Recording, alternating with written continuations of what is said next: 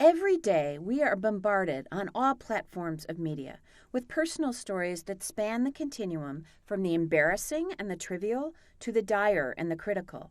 The foodie posting photos of every plate of lasagna he orders.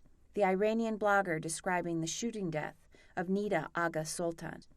Authentic narrative is the glue that connects people, providing a compelling reason to keep reading. It makes the personal universal, transcends the individual, and makes a story timeless and humanistic. How, as a journalist, do you ask the questions that yield this type of narrative? You have to know what to ask of whom.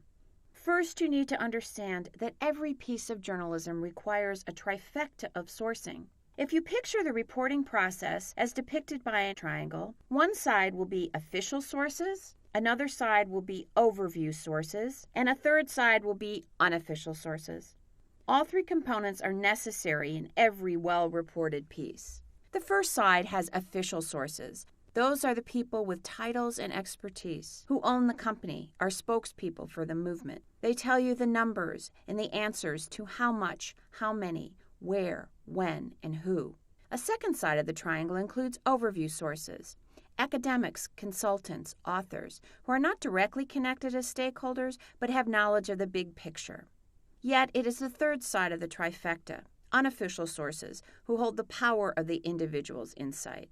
This is where you can find the why, giving consequence on the event, trend, phase, or idea, and what it means on a soul level to someone affected by it. So how do you mine for the gems, identifying what is compelling from what is chatter? You ask surprising questions. To achieve the complicated, fragile human connection, you regard the stories of every subject as sacred. Realize that an anecdote is oxygen that breathes life into a gray story of exposition, facts, and data. What the surgeon did at home the morning he operated on a woman's brain tumor. How it feels to dream and train for the Olympics for a lifetime. There are times when it is important to convey information quickly, to present bulleted facts and updates, when a situation is urgent, when action is required now, when you need to know where the tornado will hit, how fast the fire is spreading, and if it will reach your home today. But the narrative personal stories that contribute to the buffet of journalism are pieces that have the luxury of a slow dance of information.